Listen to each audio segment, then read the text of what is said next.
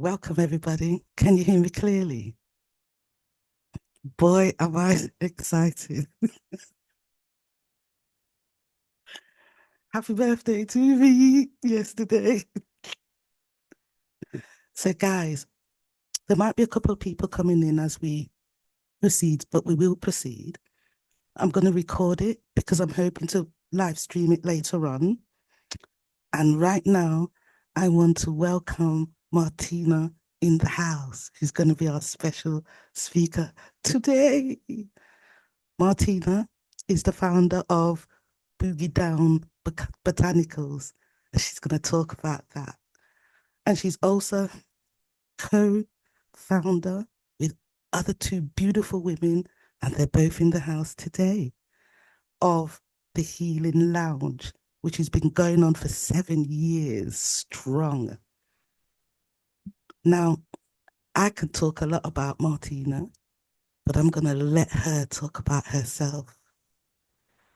So I'm just welcoming everybody in the place. And it'd be nice if we can mute our mics until it's time for our individual self to talk, except for Martina, of course. So we have less feedback.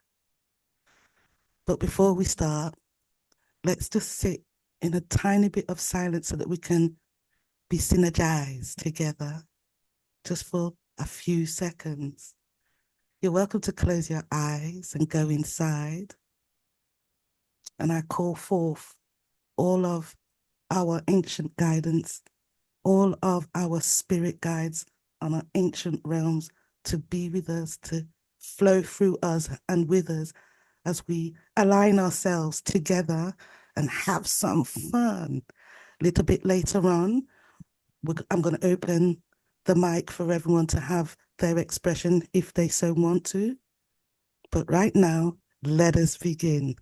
So, welcome everyone to this beautiful Expand Your Reality podcast show. This is the second episode, and I'm so grateful that you're here. We're going to speak about tuning into nature's technology, and I'm going to welcome Martina to the mic, and we're just going to glorify what she's going to have to say while I ask a few questions along the way. So I would love you to introduce yourself to these beautiful people here, Martina. Hello, everybody. Peace, greetings. Thank you for tuning in. But before I even talk about my journey, I have to say happy birthday to you, Rosemary. And wow, I am so honored to be here to celebrate with you and everyone on your birthday, okay? We are going to turn up. I'm excited to share the things that have been on my mind for quite some time. And I want to hear from everyone else as well, because the topic today is nature's technology. Boom. And a big Mm, part of nature's technology is synergy, synergizing, baby. Okay. So while I speak a little bit about my journey, and that's how I'm going to introduce myself, I want to share my journey, a little bit about the origins, how Boogie Down Botanicals began, and how I started to synergize with two other amazing beings, and we formed the Herbalist Lounge. Okay. So I want you to think about this. What does synergy mean to you? What does synergy mean to you? And I'm going to throw this out there too. How do you synergize? Once you think about what synergy is to you, I want you to tell me, how do you synergize? Okay. All right. So my story started long ago, but I'm going to start off in a moment that was very significant to my journey as an educator, as a facilitator, and an herbalist.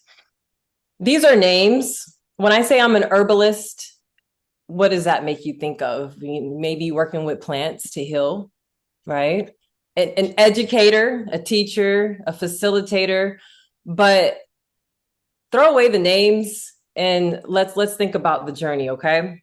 So it all started for me in the Boogie Down Bronx, New York City, baby. Yes.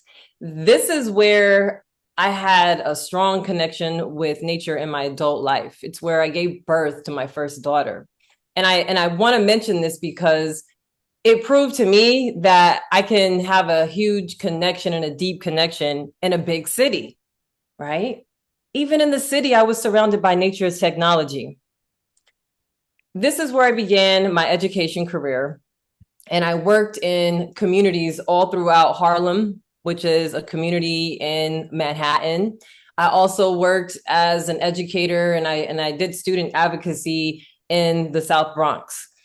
So these were some of my earlier years in synergizing with the community, collaborating with the community in all different ways, bridging generational gaps to improve our surroundings and our being. So shortly thereafter, I started teaching mathematics.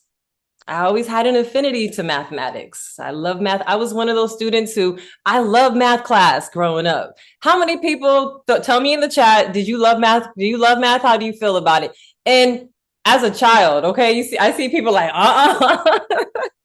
So yes, as an educator of mathematics, I specifically taught mathematics for 10, 12 years. In math, meh. In the public school setting, mostly high school. Okay. So I have a lot of high schoolers coming in my class, knowing they have to take this course because it's required. And 11 out of 10 students, check the math on this, 11 out of 10 students would say, I'm not a big fan of math. I'm here. And maybe let's just say 8 out of 10. So that taught me a lot. It taught me about how to engage, and it taught me a little bit more about synergy. So becoming an herbalist, or starting my journey as an herbalist in the Bronx, and then starting my journey as a teacher of mathematics, I started to see how the two began to synergize. Okay. Being a teacher of mathematics and a student of mathematics really influenced how I practice herbalism. So in the field, I would notice, wow, a lot of these mathematical functions, linear, exponential, quadratic, I would see these same patterns in nature. I realized a lot of the same plants that are in the same plant family had similar mathematical patterns. So I brought this to the classroom. And it was a way for us to engage, not just with math, but in a hands-on application with nature and our surroundings. Wow. Yeah, so I'm going to stop right there for a moment. Do you all notice the math in our everyday environment? And can we take appreciation? Can we send some appreciation for that, even if math wasn't our favorite subject growing up? Yeah. Yes, because maths wasn't my favorite subject, but what was favorite subject for me growing up was geometry. I loved geometry. I could see it everywhere and in everything, and I used to draw it without even knowing what I was drawing. So when I went to school and they told me about geometry, I thought, oh. So I explored it further, and then come the word sacred geometry, and that's where I enjoyed maths. That's how I enjoyed math. Anybody else is welcome to say anything if they desire. Please, please do. What are your thoughts? We just had a lot of stuff thrown out there. Sacred geometry. I see in the chat, Asia says, I love math now. Now that I know Martina. Oh, that's funny. Oh, Clarissa says math and I always battled each other. Oh my goodness, that's so funny. And feel free to unmute yourselves too. All right. I do not mind at all. I want to hear your voices synergize with mine. All right, beautiful. So geometry, sacred geometry. So this is something I started learning as an educator. I started to grow. I said, you know what? It's one thing for me to come up here and present these concepts, but let me see what my students come up with. And that's when I transitioned from saying I'm an educator to let me start facilitating what the energy going on here. And eventually the students started educating in their own ways and becoming facilitators as well. So we were all synergizing, okay? So with mathematics, we went from connecting it to the natural world, nature, trees, plants, and then they would take it even further. They would come back to class and start talking about the mathematics of themselves. So they said, if you don't like math, miss, you don't like yourself. They would come up with that. They were like, you don't respect the math, you're not respecting yourself, because we are mathematics. So I was like, I love it. I love it. So here we are on the journey, Boogie Down Botanicals in the Bronx, loving the plants, becoming a mathematics educator. And I actually left public school last year. I took a year break. And I said break, that means I came back. It was a beautiful journey. I got to work on some homeschooling with my own children. I got to build some deeper synergizing relationships with them and my family. And I went back to public school teaching. And this is my first year as an agriculture educator. So I am super excited about this new journey. And I am 3 weeks into becoming an agriculture educator in the public school system. I have students that range from 6th grade to 11th grade this year. And we have a greenhouse. We are going to learn about greenhouse management. We're going to be growing our food, but it's not ready. So I have about 26 to 36 students in a class at any given time, and I have 5 of those classes. I said to myself, these students are in my class. This is an elective. This is not a required class. How am I going to get them to synergize and be engaged before we go outside? So I said, you know what, let's learn a little bit about, let's learn about soil, because we need to understand soil before we start going out and growing plants, right? So someone talk to me. What's the importance of soil? Do we love soil? We talked about mathematics. So now we're going to ease into the soil. I see people shaking their heads. I'm going to sit back for a minute. Tell me what's fascinating to you about soil, or what we can respect about the soil. What do we think about? Beautiful ladies, welcome yourself in. Open your mics. Let's hear your voice. Yes. Don't be shy. It's a birthday celebration. We're relaxed. Hi. Happy birthday, Rowie. I love soil. One of my most favorite things to do is put my feet in the soil at any given time. I think about soil as minerals. I think about soil as the womb for the seeds almost, because it's dark, it's nourishing, it's life-giving, and it absorbs everything, but it holds so much natural golden energy that that's my affinity with soil, and my feelings and thoughts about soil. I just love it. And I just love it. Clarissa says she thinks about soil as being rich. Julie says soil is life. Yes, soil is life. And I see something about someone's Asia saying it's the building blocks to health, to healthy plants growth. Yes, so much more. And Amanda, you said something that really resonated with my soul and my being right now. Matter of fact, it makes me want to go outside after this, just roll around in the soil. You said it's the womb of the seeds. Oh my goodness, that is such a beautiful analogy, because it most definitely is. And that womb will nourish that seed, right? So the students are learning about soil. And we decide to focus on a few topics. We start off with the components of soil, basic components. We go out around the campus, we take soil samples, they shake it up in the water to see how everything settles. They learn about sand, they learn about the silt layer and the clay layer. And as we're learning about this in PowerPoint form, it's not really sticking. What's the benefit of sand? It allows drainage. Too much sand, it goes through too quickly. But a student raises their hand. Oh, it's just like us, miss. If I drank, so one of the students grabs a big old gallon of water. This student always brings like a giant gallon of water. And it's like, if I drink this big old gallon of water, I'm going to go have to urinate. And the whole class starts laughing. And I'm like, well, I think we got something going on here. Yes. So you're going to have to urinate. And it's natural. We all urinate, right? But what happens if we urinate too frequently? So the students start raising their hands. Oh, what happens? well, we become dehydrated. We're going to lose our water too quickly. And then a student says, well, what about those minerals and all those good things in the silt layer? The plant won't be able to absorb it. So it might be nutrient deficient. Oh my goodness. So I'm just sitting back here, all because of one comment about urination, and the students just start taking it away. And at the end of this lesson, just breaking down the components of soil, we started having a deeper understanding of how soil health is connected to our own health. Mm-mm. Woo! Beautiful. Synergizing. Okay, synergizing. So when I go outside, I have to make a call so all the students can hear me at any given moment.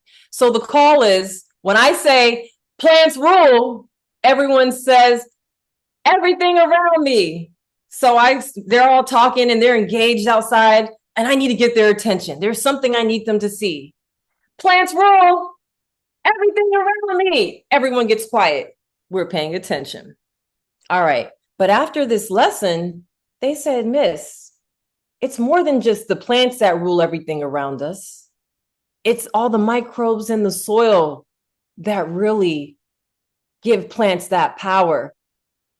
It's really the fungus, the mycelium, the earthworms, all those microorganisms, the nitrogen cycle, all these things that we're learning about these past 2 weeks. That is what gives plants their power in collaboration and synergizing with the plants. So I'm like, whoa, I don't know if we can change it to mycelium, like microbes, fungus, everything rules everything around us. But truly, the students have taught me this week that synergizing with soil and our environment externally and our environment internally are so key to our being. Absolutely. Let me chime in, because we affect the nature with our emotions, with our thoughts, with our actions, with our behavior. We directly tell it to rain. We directly tell it to get dry and humid and desert-like. We actually affect the water. When we walk in this beautiful land in peace and love, it is even more peace and love resonates towards us from plant life, from the animal life, from the atmosphere, because we're really all one. So this is a real beautiful, juicy conversation on Martina. I just wanted you to not come away from your journey, but bringing this idea of blueprint and how that can also help us with breaking through, finding solutions and insight through this, what you talk of as blueprint in nature. Oh, yes, that's a great question. So the blueprint in nature. So nature's technology is the original technology. So plants, me and my two spice sisters here, Asia and Lanita, we always say plants set the stage for our existence, right? They allowed us to be, their photosynthesizing allowed us to have oxygen in the atmosphere so that we're able to breathe. But if we take it a step back, it was actually bacteria that allowed plants to be able to photosynthesize, right? So you see all these connections. And it makes me wonder, how is our breathing right now and the things that we're doing right now on this sacred earth going to affect what is to come in our future, right? So that is all nature's technology. But when we think about herbalism, we think about, I'm thinking about essential oils. We use that technology from plants to be able to help us breathe, to help us with antiseptic imbalances and antimicrobial properties. But essential oils are all in the atmosphere.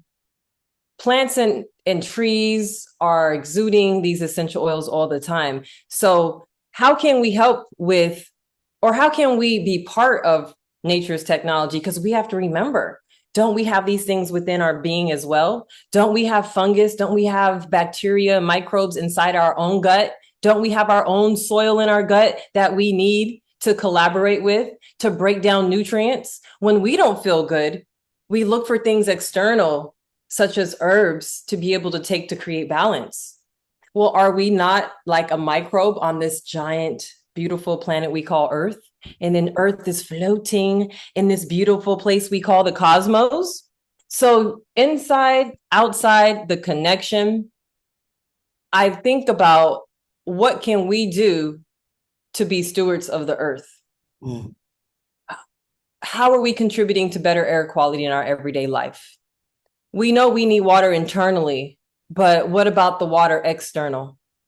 How can we contribute to fine-tuning nature's technology so that we can be better within and without? Like you said, Rosemary, we are all connected. And that's the blueprint, is that everything is interrelated.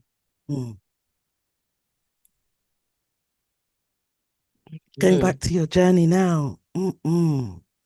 So the children are now teaching you, not just you teaching the children, they're also teaching you. And that is the beautiful journey of also. In what ways do you believe tuning into nature's rhythm enhances our communication skills and fostering better, healthier relationship, even with our children? You know? Ooh, yes. Yes. So right before I stepped into this meeting, I needed to ground myself. So I burned some frankincense on some charcoal, went outside, and I took some deep breaths. But I wasn't fully grounded. I asked my ancestors, I said, be with me to synergize with these beautiful beings, and may we all synergize in the way that we are intended to do, right? Then there's beautiful oak trees in my backyard. So I decided just to lay back on the oak tree. And I'm telling you, I felt so calm and relaxing on that oak tree. And I probably have some pieces of the oak tree in the back of my hair right now, literally, before I came in here, because nature is very grounding. We spoke about a lot of these different chemicals in the atmosphere and the soil and the ground. And when we partake in that, we absorb those things. But you hit on something very important, not just on a physical level, not just on a chemical level, but on an energetic and a spiritual level. Frequencies. The Boogie Down and Boogie Down Botanical is the music. It's the vibe. And my students will tell you, hey, it's just a vibe, miss. And I'm like, hey, I get it. So creating that vibe, that frequency allows us to connect. Nature has different frequencies. Nature has different vibes. And one way in which I was able to see that is just using observation as a teacher. Sitting in nature, literally, whether it be on a balcony in the Bronx or in the backyard here in Florida in the Springs, seeing how the birds communicate and interact. Sometimes communication takes place without even speaking, a lot more in nature. It made me think about, how do I communicate with the students in my classroom? I need to work on that. How do I respond to specific students or my own children when I may be under a little bit of stress? How can I balance that? How can we synergize? So we have so many resources in nature. And one of the biggest resources is just to sit and learn from what is happening in our environment so we can digest that and optimize our experience. And that's what I'm learning right now. I'm going to add with you. And by doing that, we create a level of peacefulness inside of ourselves. And this is what helps to also foster beautiful relationship with peaceful, because we're already in our grounded, peaceful state. And so we're able to listen without being judgmental so that we can actually communicate through all that we are with people. So I love that. Now, what about if someone was new to the natural way of looking at things, herbalism and the such like? You've said a lot, and you've also said being in nature alone in observation is key. What other simple yet impactful ways can beginners begin to incorporate nature's wisdom into their daily lives? Yes, now we're in nature. Can you suggest any more? I most definitely can. I always want to start with and I have some plant allies over here. Okay. I always have to ask myself that when I go into a new environment, because tuning into nature, when your nature and your environment changes, sometimes you feel like you started at ground zero. So it's this to answer this question, it's a cycle and it spirals. Someone asks, I get asked that question a lot, but I find myself asking that same question when I change environments. So the first thing is this, let me share a story with you. So I'm in a new environment. I've been here almost a year. But when I first came into my environment, I noticed that, it's not like the Bronx and it's not like the other part of Florida that I was in. It's very sandy, lots and lots of sand. And I was like, you know what? I want to start cultivating a space for nature. I want to bring nature to me and me to nature, but I had to stop because I started doing stuff in the backyard with the sand. And I thought to myself, I said, there's microorganisms, there's beings that already existed here before I got here. I'm not just going to jump in here and start throwing stuff around. Ooh, something's crawling on me right now, probably from my hibiscus. So I had to pause and ask. And you'd be surprised that just speaking to people can tell you a lot about the history of the space in which you are in. So when I was in Harlem, I would see some elderly individuals sitting out on the stoop, just relaxing. And we started a conversation and they would tell me all about the history of that street and this beautiful ginkgo tree that just sat right there on the corner. They would talk about how they would see some of the business owners from Chinatown, which is in Manhattan, come and harvest the ginkgo leaves. And then they would talk about stories, how they would use the ginkgo leaves, prepare teas. And I'm learning so much about a new environment through storytelling and through communicating with the people who already existed there. We do not have to depend on just ourselves. So synergize with those around you. I spoke to my neighbor. My neighbor said, you're not going to grow anything in that sandy soil. Good luck. So sometimes hearing that may be motivation. That gave me motivation. I said, ho, we about to invite all the mycelium mushrooms over here. It took time, but I did. I started a pollinator garden and I started learning about how to build up the soil. Okay. Also, I suggest one of the biggest resources that we have is the local library. A lot of our agricultural extension programs have already done extensive research on all of the plants that are and species that are in your local environment. That's a great resource. Don't ever underestimate that. You can learn about plants that are considered to be invasive, not just plants, but insects as well, and animals, invasive species. There's a lot of invasive species in Florida, like the camphor tree, which is very medicinal.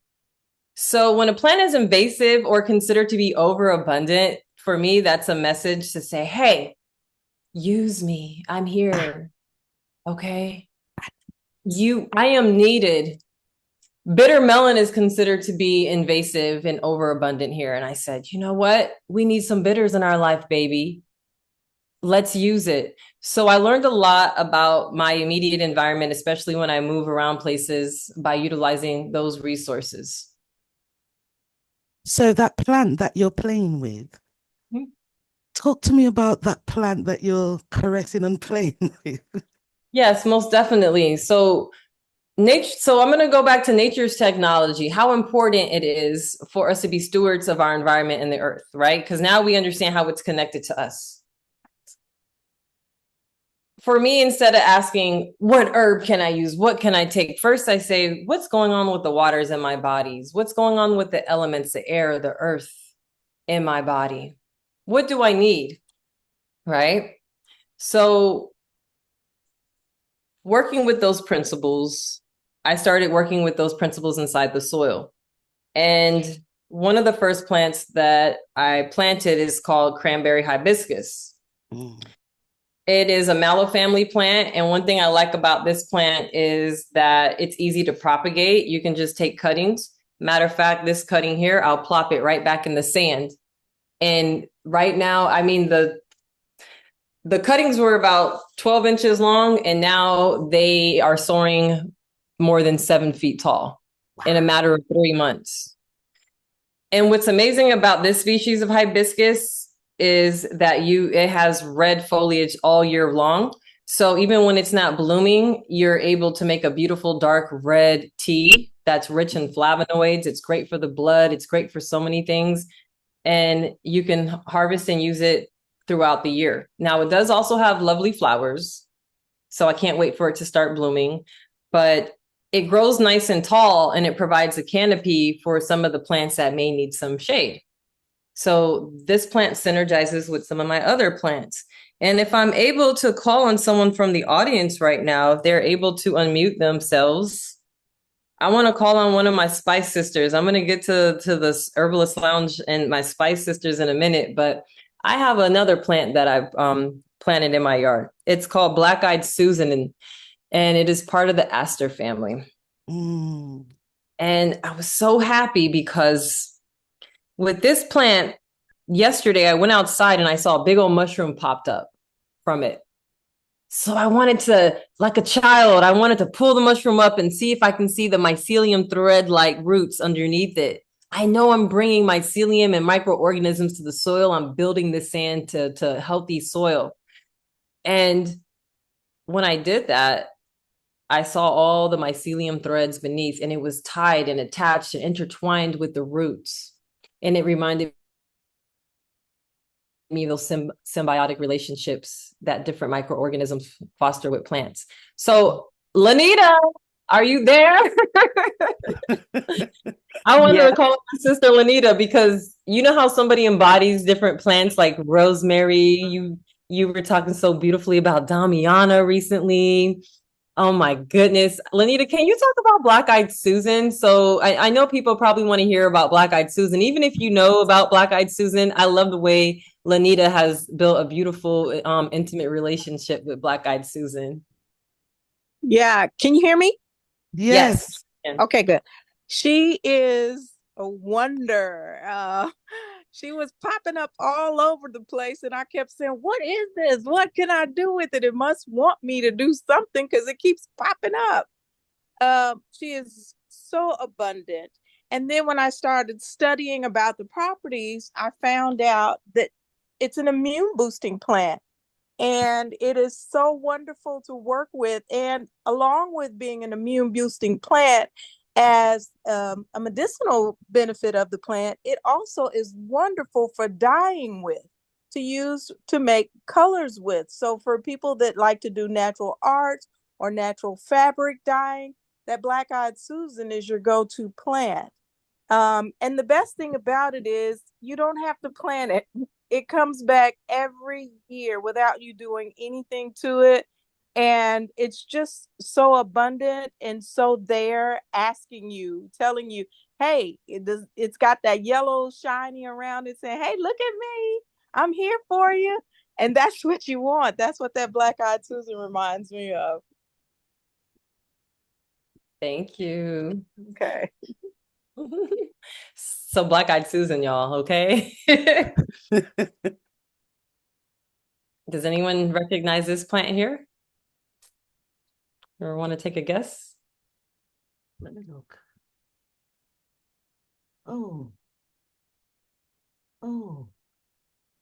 Is that basil? Yes! Ding, ding, ding, ding, ding. You are the winner. Your gift, I'm sending you all this abundant, radiant energy from over here. La, la, la, la. Happy birthday! Yes, this is basil, and it's the species of basil is African basil. It's actually a mix between sweet basil and camphor basil. Mm. Yes, it is very aromatic, and the purpose for planting this, outside the fact that I have an abundance of basil, is it really draws the pollinators. It really, really brings the pollinators. And one thing I love about this basil is when you make a tea from it, and I make a tea including the flowers, you can taste the sweet nectar from the flowers. And I'm telling you, you can realize why it attracts so many pollinators. It's lovely. So this is African basil, which is a mix between sweet and camphor basil. So yeah, just, the purpose of me sharing those plant allies with you, or some of those plant allies with you that I have in my backyard, is I wanted to create a home for wildlife. I wanted to be a steward to my environment first and foremost. And that's where the healing begins, because it's not just about what happens internally, but it's also what happens external in our environment. And we have to care for that. So, what would you say about people who would love to have plants in their home, actually in their home spaces? What would you say about that? The more the better. Hey, baby. What would I say to that? Hey, the more the better. Listen, at one point before I moved, people would come in my house and they'd say, "Oh my goodness, Boogie, you have the jungle in your house right now. What is going on?" It improves the oxygen, but I do want to say this. Do not get more than what you can care for. You have to understand that plants are living beings and you have to care for them. So I do want to say that as well. I see a lot of people, why are my plants turning yellow? You have a million plants in here, but you don't think you have to water them and care for them and feed them. They have the right amount of sunlight. They will teach you about needs. So it's a beautiful journey to have the indoor plants too. So pay attention to the direction that, your home is facing and the different amounts of light, and be patient. Mostly be patient, and also check the soil. A lot of the times when we're having issues with our house plants, it has to do with the containers that they're in. Remember what the students taught us: if the plant has too much sand or not enough, you're not going to get proper drainage. And a lot of times house plants get waterlogged, water retention, just like what happens to our bodies. You start seeing swelling and yellow leaves. And you know what? Go for it, because it'll teach you a lot about imbalances, not just in plant physiology, but also in your own physiology and energetics. That is such great news, how we can look at what's happening to the plants and we can see actually it's similar to what actually happens to ourselves. A thought popped into my mind. Why am I thinking about the moon phases and plants? I wonder, could you share anything, any of you beautiful ladies, share anything about cultivation of herbs in the moon phases? Or yeah. Does anyone want to share? I want to open it up to other people. I definitely have some thoughts on that. We definitely have built on that topic in the past. I would love to hear. Does anyone have anything they would like to chime in and add? Or let's just think about this, just as I would do in our space where we synergize. How would the moon phases affect plants, nature? Maybe we can start with ourselves. What do we know about how the moon phases affect us? And then how would that affect nature, plants, plant growth? Any thoughts on that? Yeah, moon phases affect women, plants, water. So we need to know, you're talking about synergy today, how that synergizes us, and knowing what those different moon phases do for us, if we're up or down during those phases. And also notice that it does have many plants are lunar plants. They bloom in the evening. They close up in the morning. So those moon phases affect the plants just like they affect us, like they affect water, birth, everything. I love that. So today we've discovered that we as women flow with the moon as we do, so that we can cultivate beautiful rituals that's aligning with the plants and the moon and our internal selves in such a way that can help benefit us and the people around us. I love that. And I love the fact that it causes us to be more observant, you see, because we can look in a book and say what the moon phases are, but we're not actually knowing how the moon phases actually affect us. So I would suggest one of the most beneficial things, which I do religiously, is keeping a journal. And it's not just a dream journal, it's kind of like a journal that I analyze what's going on with me, my body, my mind, all of my being, in line with the different phases of the moon. And you're going to find this really important when you're coming towards perimenopause, all states of menstruation. But when you're coming into perimenopause, you're going to find how significant aligning with the moon really is. So that's my little thing to say. Martina, talk to us about what. Yeah. One thing I like about what you said was we can read books about the different moon phases. We can do all these different things, but I when I think about the moon phases, I want to know how it affects me, right? Me. So I had this conversation again in the class, and I told the students, "Did you know that the moon affects us?" "Oh, you mean that astrology stuff, Miss? Come on, man, you believe in that?" Oh my goodness. So, because we were talking about astrology and mathematics and how it depends on the latitude and the longitude. We just got all into it, but they were like, wait, how can the moon affect us? So we started talking about how the moon affects the tides, something simple that most people can agree on. And they were like, oh yeah, we can agree that the moon does affect the tides. When the moon is full, it pulls the tides. And I had a student that lived on the beach, and they said, yeah, I remember when I would go down at night and it was a full moon, the tide would come back way closer than where it originally was. And it would go back and recess when the moon was not shown, when you couldn't see it, right? When it was waning, disappearing, and going back to the new moon phase. So I stopped, and then a student goes, wait, most of us are made up of, well, not most of us, but most of our bodies are made up of water.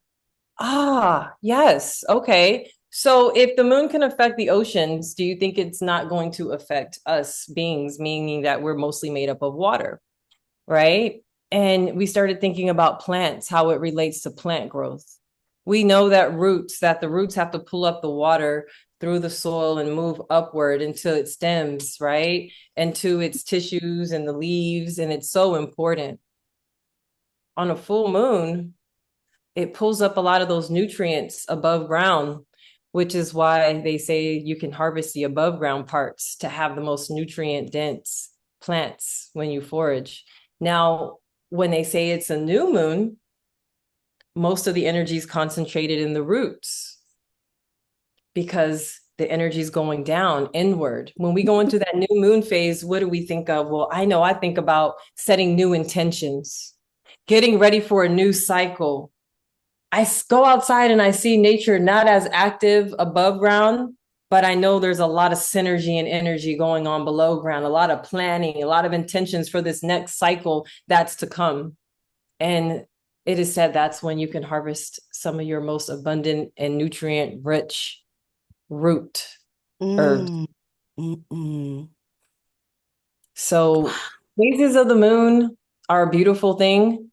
And it made me want to look into phases of different planetary bodies. It makes me want to explore more about that. But the moon being the closest to us and our cycles, things that you mentioned, it's such a beautiful thing to take note of and to synergize with, on a daily basis. I like that suggestion with use a journal. It's beautiful. Thank you. So here's a lovely little question. Guys, if plants could talk, what advice do you think they would offer us about living in a greater harmony with ourselves and the planet? Come on now. Let's see if everybody can have an input right here. If plants could talk, what do you think they will tell us about our own individual self? So only you can talk about what it will say to you. And I think I will set it off. I think the plants will tell me to enjoy being the rose that I am and allow myself to bloom brightly in God's garden, in Mother Nature's garden, with everyone together, like a community of lusciousness,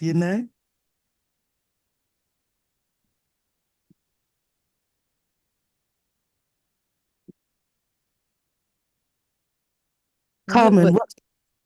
Sorry. No, that's okay. I would love to hear from people. Okay, yes.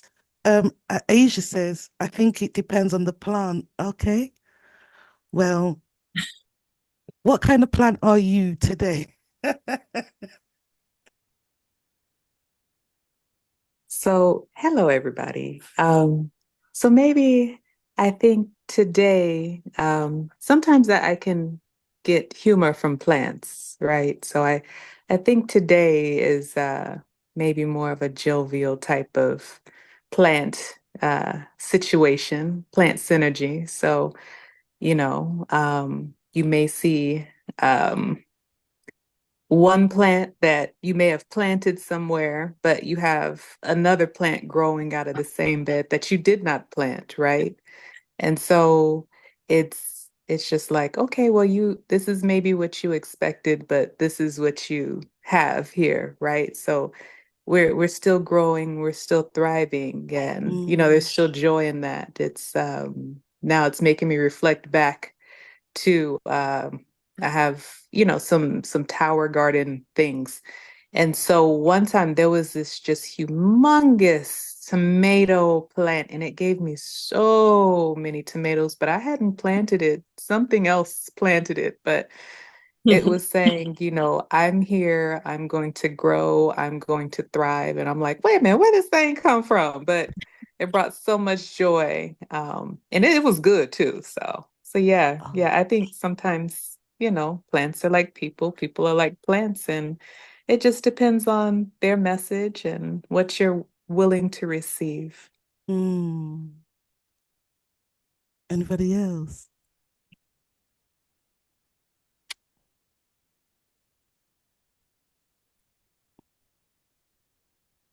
Yes, I'll have a go. Plants to me, wow, plants. When I think about plants, it's like thinking of me as a garden.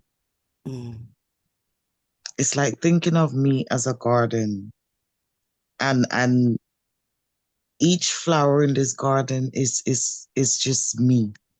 It's connected to me. And what I've learned about plants, different plants speak to you in different way. And me personally, I've got a very good connection with plant, I would say. Because what I found, sometimes my plants will tell me, you need to change me. You need to put me into a bigger pot, or you need to water me, or, you need to pay me some attention. And soon as the plant tell me these things, I will do it. And the plant will tell me, okay, I feel better now. I'm in a better pot. I'm in a better space. So I sit and I talk to my plants a lot, and I communicate with my plants a lot. And I would even sit down and tell them my stories, tell them what's going on with me. And I find that they would just be there for me and nurture me in a type of way where I'm able to breathe again, like where I'm able to feel light again, where I'm able to feel grounded again within myself, So me and plant, I can say that we've got such a beautiful connection, and I will always cherish that, and I will always love that. And today, I'm just going to be a rose in the garden, a beautiful rose, opening up to kiss every one of you here and to say, enjoy this beautiful podcast. You know what I really loved about that is how you listened to the plant and it said, bring me some more space or bring me some more water. And then you might want to just look at your own life and say, does your life itself needs a little bit more space? Yes. Is this telling me that I need a little bit more high frequency water in the form of plant juice or fruit juices mingled or coconut waters, the jelly. Yes. It's just so wonderful. Love it. I'm going to allow Martina to say a few more words because we're coming to the end of our podcast, you see. And Martina, share anything you like. anything that you want us to take away. Especially, I would like you to talk a tiny bit more about mycelium. Okay. So yes, that was beautiful, Carmen. Asia, I resonate with it. Depends on the plant, right? It most definitely does. You both said, I'm going to combine both of those, and that's how I feel what a plant would say. I love it. Now, what a beautiful topic to close on. Mycelium. So the first question is, what would a plant say if it could speak? Well, can plants move like us? Not necessarily, but they are very intelligent. They are very clever. They communicate in many ways. So if we listen, we actually can hear what a plant has to say. It's just a certain frequency of vibe. Sometimes it's in the form of colors, right? Or in tastes and chemicals. So mycelium, I always start off with talking about the mushroom. The mushroom is the fruit body. Mycelium are like the thread-like roots that come from the mushroom, and they are all throughout the soil. Matter of fact, some of them go down miles and miles under the soil in some places. It's amazing. I look at it as like the Earth's immune system. It has been called that. And also it's related to not just the Earth's immune system, but its neurological system. It's a network, a thread-like network where life, such as trees, other fungus, microorganisms, bacteria, earthworms, plants can use to communicate. So I told this to my students earlier this week to get them hooked into being excited about learning about mycelium. Plants are very intelligent, but right now I'm a tree. I am a tree. I cannot move and just get up and run, but something is attacking me right now. These little critters, these little grasshoppers are eating at my leaves, and they're eating me and eating me and eating me up. And it's, oh my goodness, I don't know. It's bad. So what I do is I start producing these chemicals, different types of chemicals. And these chemicals are toxic to whatever's feeding on me. So whether or not I'm going to be okay, I'm a collaborator. I'm going to make sure that others are warned. So not only do I send chemicals into my leaves, into my stems, but I'm also sending chemicals down into my roots. But my roots can only go so far. But remember, those mycelium-like threads are intertwined on all of my roots. It allows me to extend beyond my reach. And that's the beautiful thing about synergy and collaboration and networking. I'm able to problem solve. I'm able to communicate with other beings and trees and plants miles and miles away to warn them of an oncoming attack. So they start producing the same chemicals to boost their immune systems to protect themselves. And this is how nature communicates. This is one way in which nature collaborates to communicate. And I want to speak to you guys about one of the greatest collaborations that I have ever done. And that is synergizing with two beautiful souls that are on here right now. And I told you that my herbal business is called Boogie Down Botanicals. I would love for you to check it out. And I am also the co-creator of Herbalist Lounge with Asia, who you heard from, and also Lanita. And the reason why I'm tying it in, I said it's beautiful to finish off with mycelium, is because we do synergize like mycelium. We connect like mycelium. And I share my experience as an herbalist.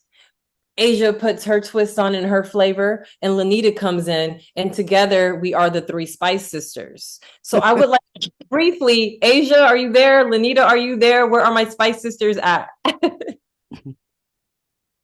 We're here. Hey. We would like to share with you about something called the kitchen or the kitchen healing workshop. It's about culinary herbs that you can use in your home. So another question was, how can I start working with the elements? Well, you don't have to go far. You can go right to your kitchen. You go right to your kitchen, and we already have a kitchen healing workshop, which is on Rosemary's beautiful blog. Thank you so much for sharing. And we also will be having an upcoming additional a new workshop this fall. So be on the lookout for that. So we are synergizing like mycelium. Thank you. So ladies, please do go to that blog post. I will post that in a post in Facebook later on. But go to that podcast and roll on that mini course. I'm going to do it directly. It's going to help motivate you in your way of being, It's just the sharing, it's just the synergy. So we asked about synergy right at the beginning. My take on synergy. My take on synergy is I was created and given and gifted some beautiful talents and skills and wisdom and love and vibrations and frequency. And it's up to me to harmonize my mind, my heart, my body, my spirit, learn the community that exists within me, learn what the members within me are expressing to me.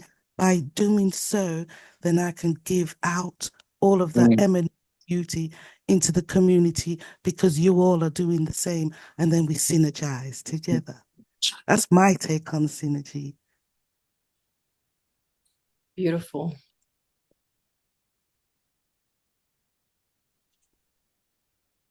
My take on synergy is being mindful of the synergy within and without, and that optimizes my synergy.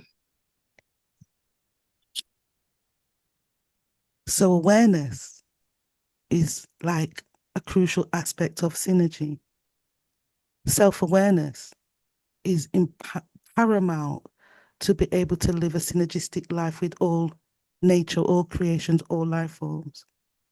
But another thing that comes with synergy is having this deepest level of compassion, because knowing that everything serves its own purpose in its own diversity, which is beneficial to the whole beautiful healing medicine of this whole system that we are. I would like to know if we've enjoyed today's podcast. Yeah, I have. Whoop, whoop. Yes. So I want to thank you, all you beautiful women, for tuning in with me. Shavona, thank you. Aisha, for your beautiful input. Lanita, for your beautiful input. Martina, gosh, I love speaking to you all the time. You've got music in your voice. Carmen, thank you. Amanda, thank you. Julie, thank you for being here, my dear sister. Julie, thank you so much for coming. Ladies, it's really hard to say adieu, but thank you. It's just beautiful. Until the next time. Thank you, Sister Rosemary. Thank you, ladies. I enjoyed it. Woohoo! I feel so inspired. I feel so inspired. Like, honestly, you've inspired me to really take that step that I am looking forward to take. Yay. Yay. Thank you so much, Rose, for doing what you do. Thank you, Martina, Asia, Lanita, everybody on the call. And I want to say that I've learned so much, and it's so beautiful because I put a little lavender plant outside my house and I no longer get bees and wasps in my house.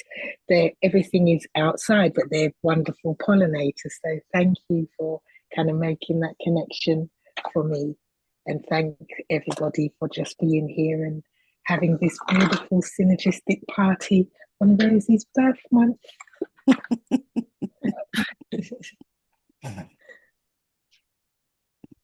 Thank you, ladies. Thank you, Rosemary. Thank you, everybody. What a beautiful synergization. And I'll never forget it. Let's continue to synergize together, even when we're off this call. Okay? Okay. Bye. Peace. Thanks, everyone. Beautiful. Bye. Bye.